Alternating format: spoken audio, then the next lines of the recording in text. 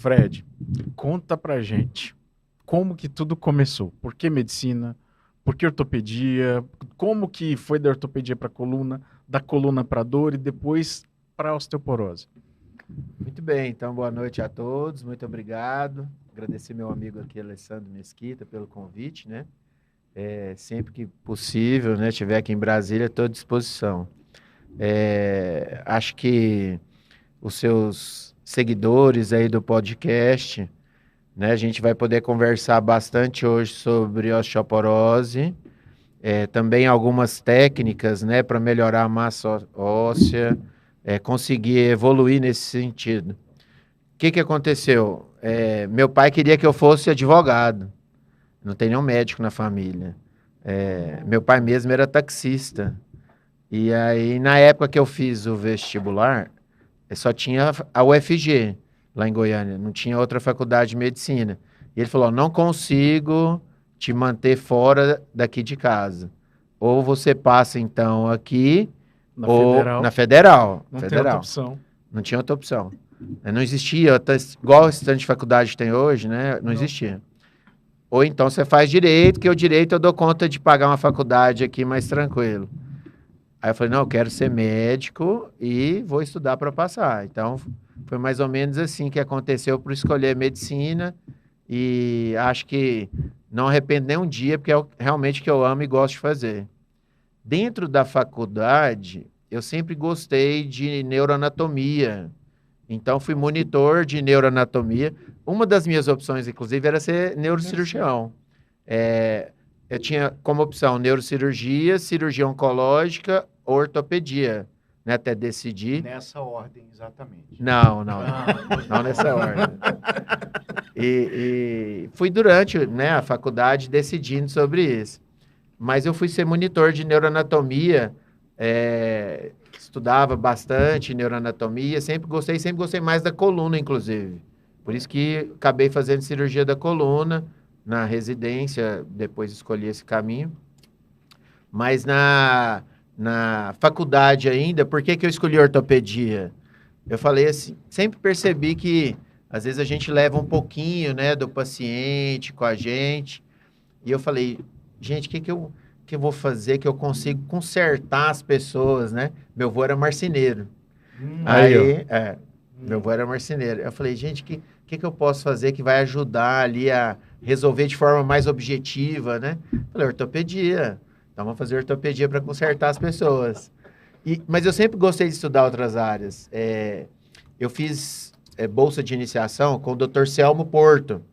Dr. Selmo Celeno Porto, vários colegas estudaram no livro dele, semiologia, exame clínico, clínica médica, né? Tem vários livros deles aí. E aí, o Dr. Selmo sempre quis que eu fosse cardiologista. Eu fui aluno dele no 3º ano, 4º ano, 5º ano.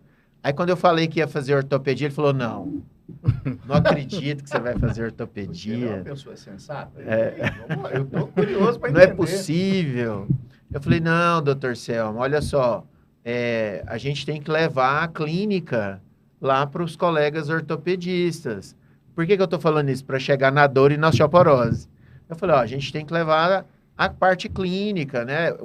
O cirurgião ortopédico, e eu posso falar, né? Porque a gente fez a residência, operamos durante muitos anos, sabemos como é que funciona e no mundo inteiro é assim. Por isso que o ortopedista, às vezes, é muito criticado. O que acontece?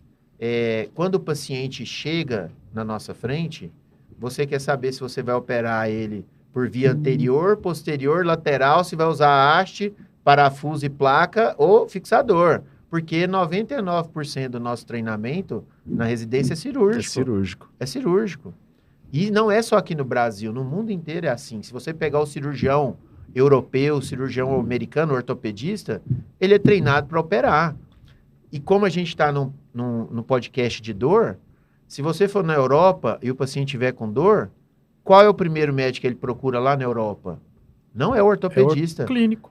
É o neurologista. Ah, é? É o neuroclínico. Por quê? Porque o ortopedista, culturalmente na Europa, não é o médico que trata dor. É o médico que vai operar o paciente. Mas não é o médico que trata dor, é o neurologista. Então, a cultura é diferente, né?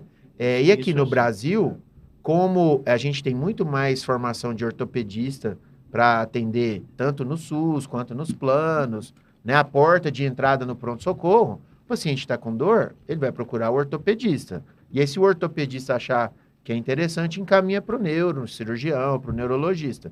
Mas a porta de entrada aqui no Brasil para o tratamento da dor é o ortopedista. E aí, eu pensei, estava fazendo ortopedia e sempre gostei de coluna. E aí eu falei, vou entrar mais nas cirurgias de coluna, né? Durante a residência. Aí um professor que admiro bastante, Dr. Mário Coai, né?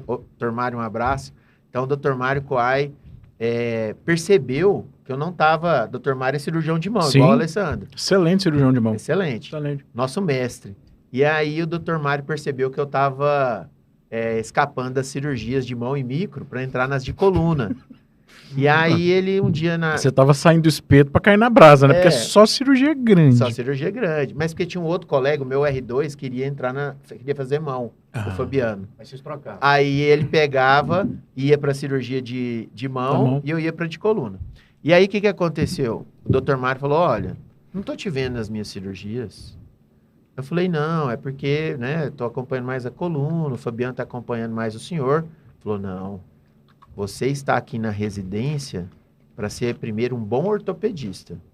Coluna você vai fazer depois, o Fabiano vai fazer mão depois. Agora, esses 3 anos iniciais é de formação de ortopedia. Então, você tem que ser primeiro um bom ortopedista para depois ser um especialista.